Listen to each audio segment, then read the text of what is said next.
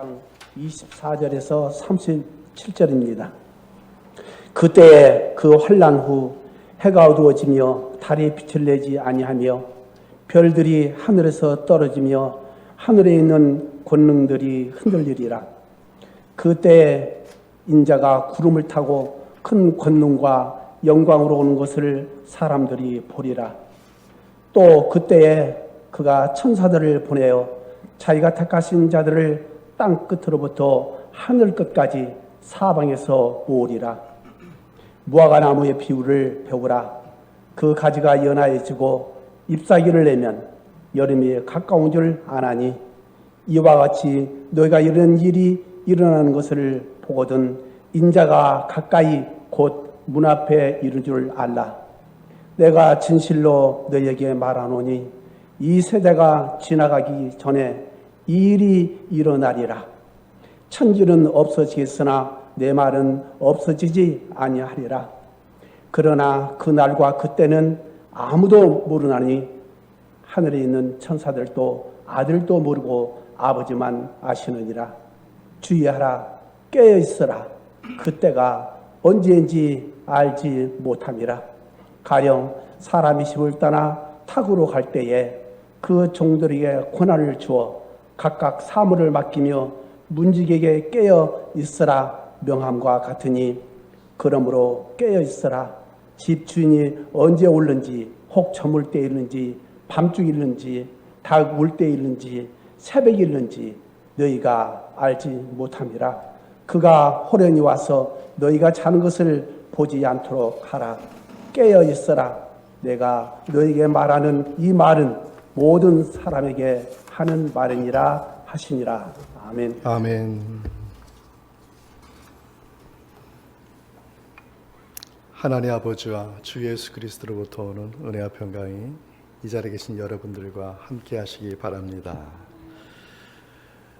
방송을 듣고 있는 우리 성도님들 진심 어린 마음으로 환영하고 축복합니다.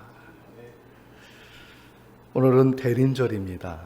대림절은 교회력 시작의 시점이 되면서 교회력을 따지면 새로운 한 해를 기대하는 날이기도 합니다.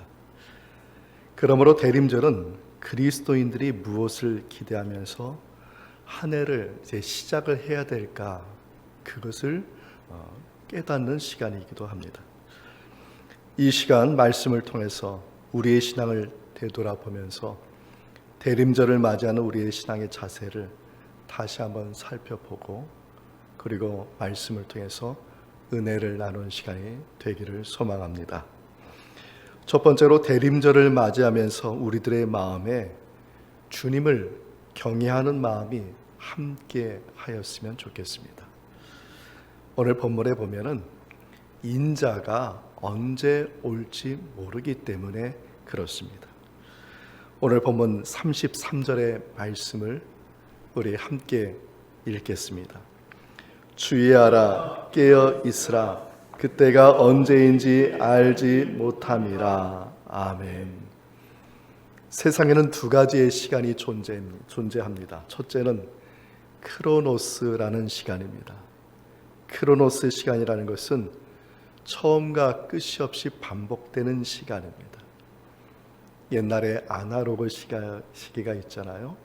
1시, 2시, 12시, 그 다음 또다시 1시, 2시, 12시, 이런 식으로 끊임없이 반복되고 윤회되는 시간을 크로노스 시간이라 이렇게 얘기합니다. 우리가 알고 있는 세상의 시간입니다. 그런데 또 다른 시간의 개념이 있는데 성경에는 카이로스의 시간이 있다고 말하고 있습니다.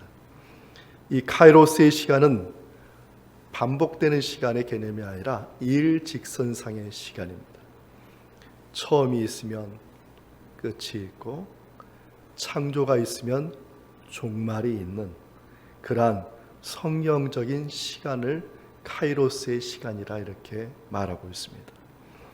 카이로스의 시간을 알 수 있는 방법, 세상에 많은 시계들이 있지만은 특별히 모래시계가 이 카이로스의 시간을 잘 표현해 주고 있다고 볼 수 있습니다. 모래시계 안에는 모래가 많이 담겨 있습니다. 근데 처음은 많은 것 같지만 모래가 밑으로 다 쏟아내져 버리면은 시간의 끝을 알리는 모래 한두 개가 남게 되는 것처럼 바로 카이로스의 시간이 바로 이와 같다는 것입니다. 마지막 모래시계 안에 모래가 한두 개가 남았을 때가 언제냐? 바로 종말의 때이고 마지막 시간의 때라는 것입니다. 바로 그 종말과 마지막 시간의 때로 오늘 본문은 뭐라고 얘기냐면 26절에 말하기를 인자가 구름을 타고 큰 권능과 영광으로 오는 것을 사람들이 보리라. 아멘. 모래시계의 마지막 모습, 종말을 예고하는 그 사건이 오늘 보면 마가복음 13장 2절에 나와 있습니다. 바로 그 종말의 그 사건이 예고되는 그 시점이 언제냐? 마가복음 13장 2절의 말씀인데 내용이 무슨 내용이냐면 성전 파괴의 예고입니다. 성전이 무너질 것이다. 예수님의 이 말씀과 함께 그래서 인자가 오는 것을 보리라 이렇게 말씀을 하신 것입니다. 예수님 이전에도 과거 이스라엘에는 역사적인 성전 파괴가 있었습니다. 실제적인 파괴가 있었습니다. 그러니까 예수님께서 말씀하신 건 처음이 아니라 이미 과거에 2번이나 걸쳐서 역사적으로 성전 파괴가 있었고 역사적인 성전 파괴와 함께 이스라엘 백성들은 종말을 경험을 했던 것입니다. 첫째로 역사적인 성전 파괴는 기원전 587년에 솔로몬이 세웠던 성전이 파괴되었을 때입니다. 바벨론에 의해서 성전이 파괴되고 이스라엘 백성들은 살육을 당하였습니다. 역사적인 종말을 경험하였던 것입니다. 두 번째 역사적인 성전 파괴는 기원전 63년에 수룹바벨이 세운 성전이 로마의 폼페이우스 장군에 의해서 파괴되었을 때 그때 역사적으로 성전이 파괴가 되었고 그리고 역사적인 종말을 경험했습니다. 로마에서 수많은 유대인들이 살육을 당하였기 때문입니다.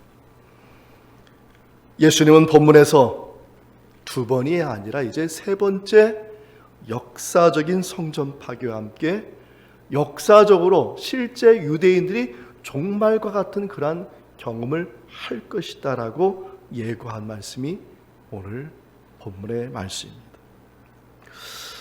이러한 의미로 볼 때 성전 파괴라는 것과 유대인들이 겪는 역사적인 종말은 서로 연결이 되어 있다는 것을 볼 수 있습니다.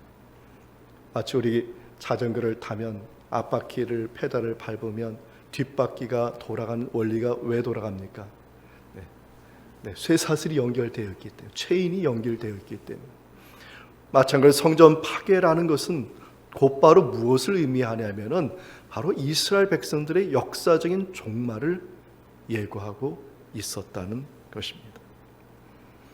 성전 파괴와 유대인의 역사적 종말의 의미를 묵상하면서 저는 마음에 와닿는 말씀이 잠언서 9장 10절과 시편 128편 1절 말씀입니다. 잠언서 9장 10절 말씀인데 말씀하기를 여호와를 경외하는 것이 지혜의 근본이요 거룩하신 자를 아는 것이 명철이라고 하였습니다. 시편 128편 1절은 말하기를 여호와를 경외하며 그의 길을 걷는 자마다 복이 있도다라고 말씀하였습니다. 이 말씀은 유대인들이 역사적인 종말을 경험하면서 성전 파괴를 보면서 그들이 무엇을 잘못했다는 것을 깨달은 말씀이라는 것이죠. 성전이 파괴되고 종말을 경험하는 이유가 뭐냐면 하나님을 경외하지 않았기 때문인 것입니다. 사랑하는 성도 여러분, 오늘날 우리는 각자의 처소에서 지금 예배하고 있습니다. 우리가 예배의 자리에서 주님을 경외하는 마음으로 예배하고 있다면 이 경외하는 마음이 신앙의 쇠사슬, 새로 새사슬 체인이 되어서 우리의 삶 속에서 우리의 삶을 이끌어갈 수 있다면 시공간을 초월한 주님의 이러한 복된 은총이 오늘 말씀처럼 우리들 모두에게 함께할 줄 믿습니다. 하나님을 경외하면서 예배하는 여러분의 삶의 자리가 우리의 삶을 이끌어가는 새사슬이 되어야 돼요. 저는 이제 교회력을 맞이하며 새로운 한 해를 맞이하는 저와 여러분들이 끊임없이 변치 말아야 될 것, 하나님을 경외하는 삶의 자리가 되기를 축원드립니다. 시편 128편 1절에 다음과 같이 말합니다. 내가 내 손이 수고한 대로 먹을 것이라 내가 복되고 형통하리라. 하나님을 경외하는 자에게 복을 주는데 어떤 복을 주느냐? 형통을 복을 주신다고 오늘 본문은 말하고 있습니다. 올해는 일직선의 시간 가념에서 카이로스의 시간 마지막 때를 향해서 우리는 가고 있습니다.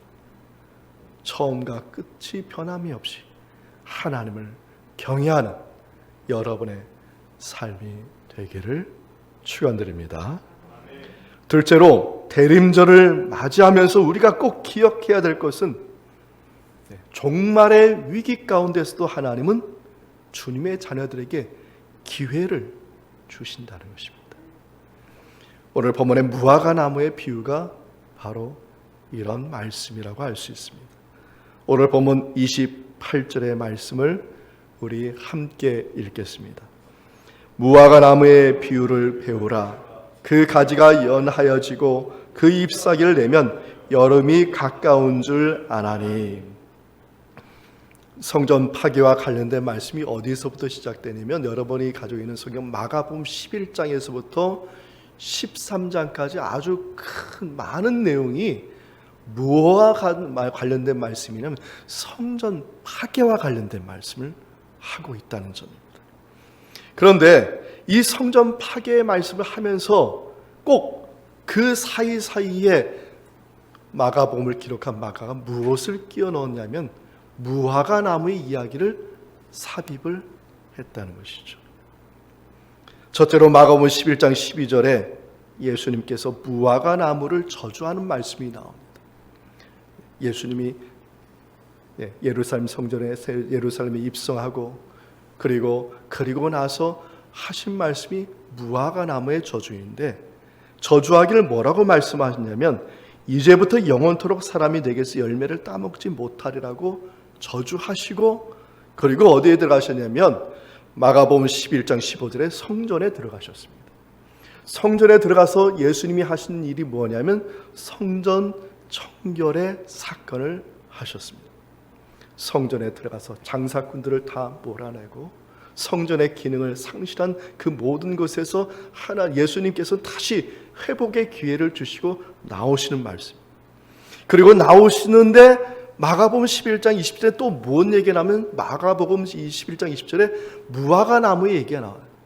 이 무화과 나무의 얘기는 뭐냐면 성전에 들어가기 전에 예수님께서 저주한 그 무화과 나무가 어떻게 됐는지를 보고하는 말씀인데 그 말씀에는 무화과 나무, 예수님이 저주한 그 무화과 나무가 뿌리채 말라 버렸다고 보고하고 있습니다. 그리고 쭉 환란에 대해서 말씀하시다가 오늘 본문 마가복음 13장 2절에 예수님께서 성전이 진짜 파괴될 것이다.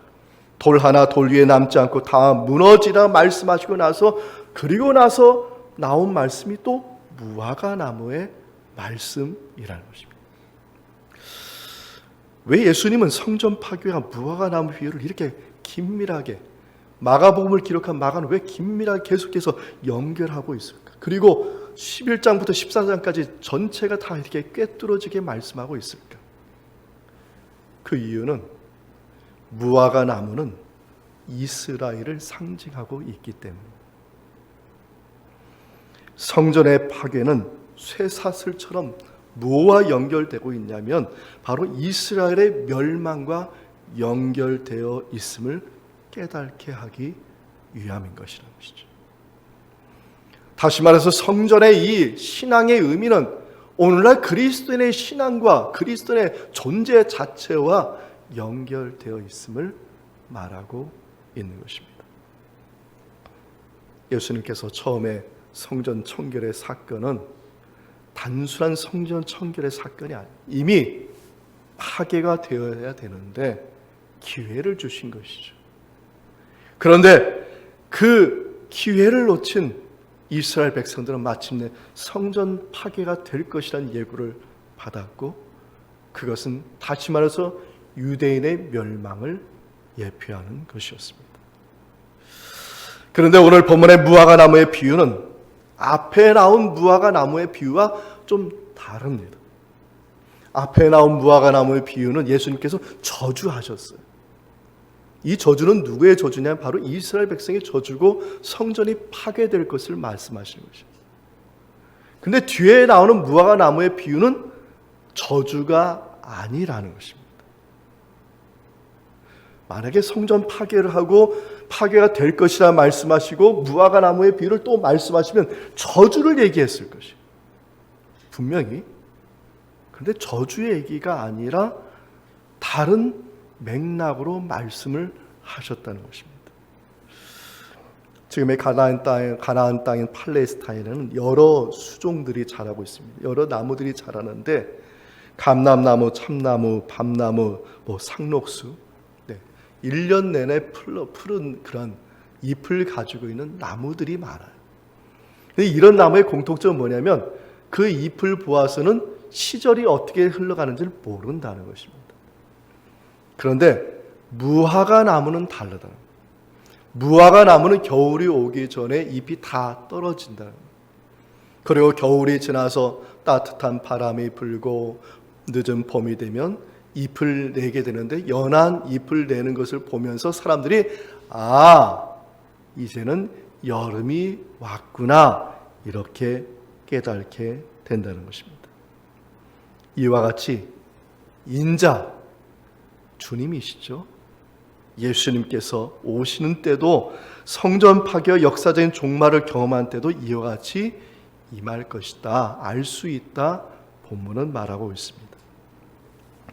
중요한 것은 오늘 본문은 예수님께서 인자의 오심을 저주로 말씀하시지 아니하시고 무엇으로 표현했냐면 연한 싹을 내는 희망을 말하고 있다. 왜? 인자가 오는 때는 구원의 때이기 때문에. 할렐루야. 이러한 말씀 속에서 오늘날 역사적인 위기 속에 우리도 지금 역사적인 종말을 경험하고 있어요. 역사적인 위기 속에 있어요. 그러나 우리가 이러한 위기 속에서 세 가지는 꼭 여러분에게 말씀드리고 싶습니다. 첫째는 믿음의 용기를 가지시길 바랍니다. 마가복음 9장 23절 말씀은 마가복음 전체에서 아주 핵심적인 말씀입니다. 마가복음 9장 23절 우리 함께 읽어보겠습니다. 예수께서 이르시되 할 수 있거든이 무슨 말이냐, 믿는 자에게는 능히 하지 못할 일이 없느니라 하시니 아멘. 예수님께서 마가복음 전체 아주 핵심적인 말씀, 이 9장 23절 말씀인데 할 수 있거든이 무슨 말이냐, 믿는 자에게는 능히 하지 못할 일이 없느니라.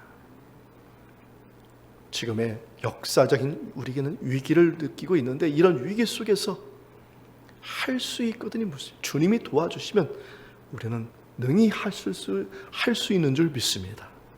믿음의 용기를 가지는 여러분이 되기를 축원드립니다. 둘째는 주님은 종말의 때에도, 역사적인 그 종말의 때에도 하나님은 주님의 자녀들에게 무엇을 주냐? 기회를 주신다. 오늘 연한 순이 싹이 나는 것 같이 그 심판을 말하는 그 와중에서도 연한 싹을 내신 것 같이 저와 여러분에게 하나님은 기회를 주신다는 것이죠. 이사야 55장 6절에 말씀하기를 우리 함께 읽어보겠습니다. 너희는 여호와를 만날 만한 때에 찾으라, 가까이 계실 때 그를 부르라. 아멘. 주님은 언제든지 저와 여러분에게 믿는 자들 기회를 주시길 원하시고 기회를 주시고 계세요. 그러므로 우리 믿는 자는 믿음의 용기를 가지고 하나님이 주신 기회를 포착하여서 이 역사적인 이 위기 가운데 믿음으로 승리할 수 있는 저와 여러분의 삶이 되기를 바랍니다. 셋째는 상상력을 가져. 믿음의 상상력을 가져. 믿음의 상상력이 무엇입니까? 비전과 꿈인 것입니다. 예레미야 33장 3절 말씀입니다. 우리 함께 읽어보겠습니다.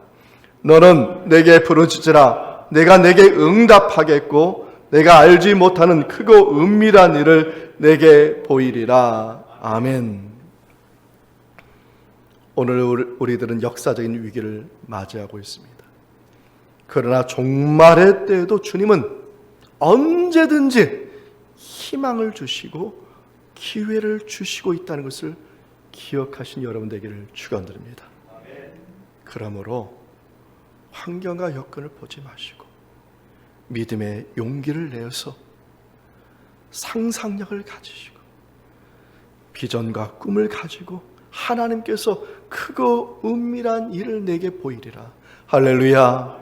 하나님이 반드시 이루어 주시라는 믿음을 가지고 지금의 역사적인 위기를 믿음으로 승리하는 우리 모두가 다 되기를 축원드립니다. 셋째로 대림절을 맞이하면서 주님은 우리들의 신앙이 문지기에 깨어 있음과 같이 바라신다는 것을 오늘 본문은 말하고 있습니다. 오늘 본문의 34절 말씀인데요.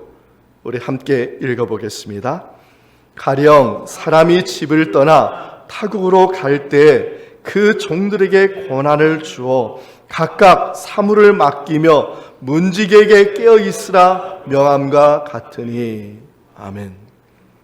예수님께서 세 번째 성전이 파괴되고 무너질 것이다 이렇게 말씀하시면서 한 세대가 지나기 전에 이루어질 거라 이렇게 예고하셨습니다.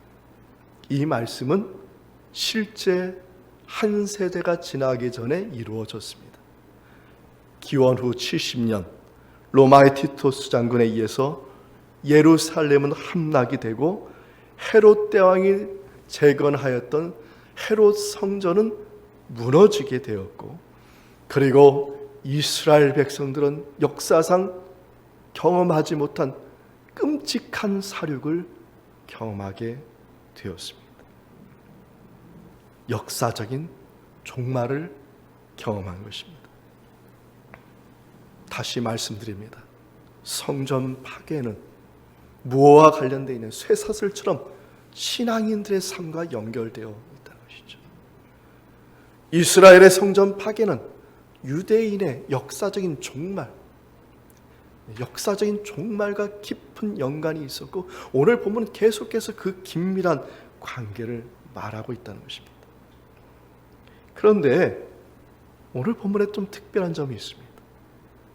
예수님께서 무화과 나무의 말씀하셨잖아요. 그렇죠? 그리고 나서 비유의 말씀을 또 하는데 그것은 문지기에 관한 말씀. 이 문지기는 어떤 문지기냐? 성전 문지기라는 것이죠. 이해가 되십니까? 성전이 파괴됐는데, 성전이 파괴됐어요. 성전 문지기가 있을 필요가 없어요. 성전이 파괴가 되었어요. 성전이 있어야 성전이 문지기가 있는 것이죠. 그런데 많은 비유 중에서 예수님은 문지기의 비유를 말씀하셨고, 마가복음을 기록한 마가는 많은 맥락 가운데서 바로 환난과 핍박과 이 심판 가운데, 종말 가운데 있을 예수님의 말씀 속에서 문지기의 비유의 이 말씀을 같이 연결해서 기록하고 있다는 것이죠. 오늘 본문의 문지기의 비유는 한 가지입니다. 깨어 있으라. 깨어 있으라. 깨어 있으라는 말이 오늘 본문의 말씀은 명령입니다. 명령. 좀 깨어 있어 줄래?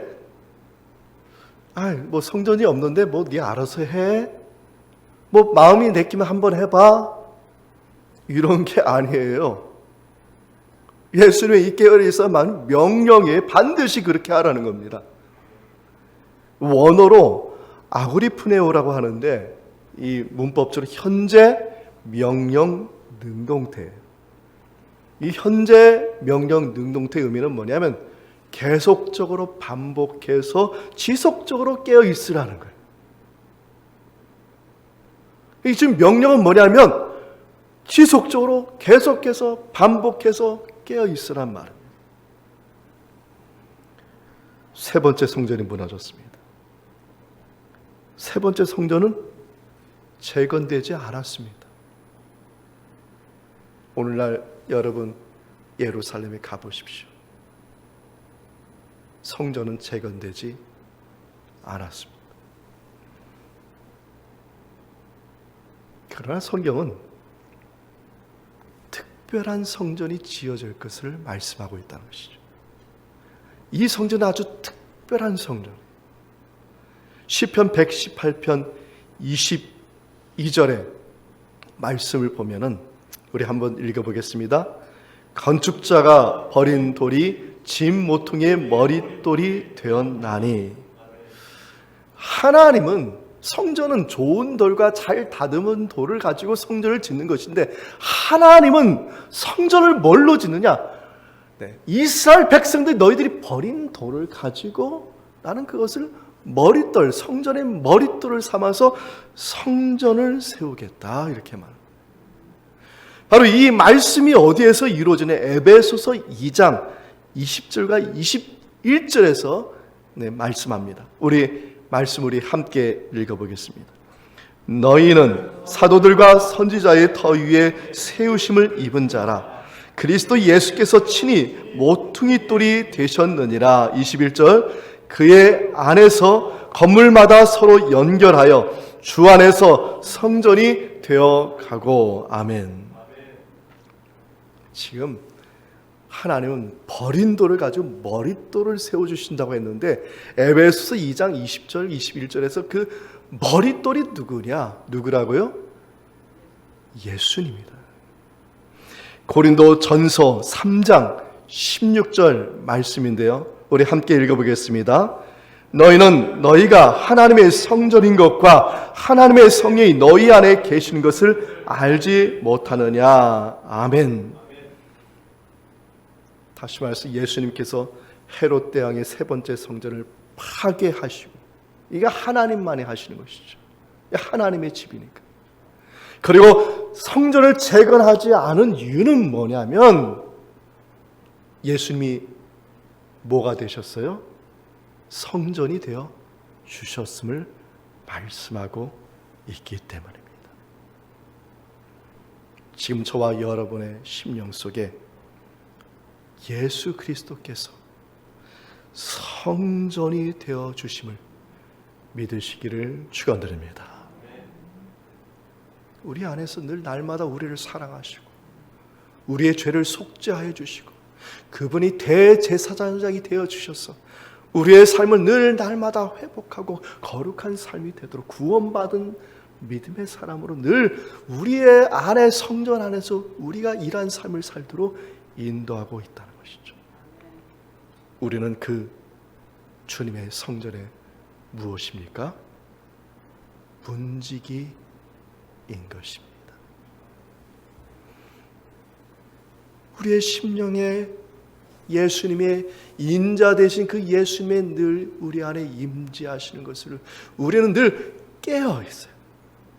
그 임재하시는 그 주님의 은총을 늘 우리는 경험하고 우리는 그것을 바라보고 그 문지기로서 깨어 있음으로 말미암아 주님의 은총이 우리의 심령 안에 그 성전 되신 주님으로 말미암아 늘 충만하도록 우리가 이렇게 택함 받았다는 것이죠. 사랑하는 성도 여러분,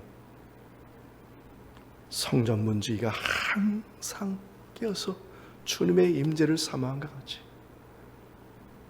저와 여러분의 삶이 이러한 삶이 되기를 축원드립니다. 77하고 74라는 숫자가 무슨 의미인지 아십니까?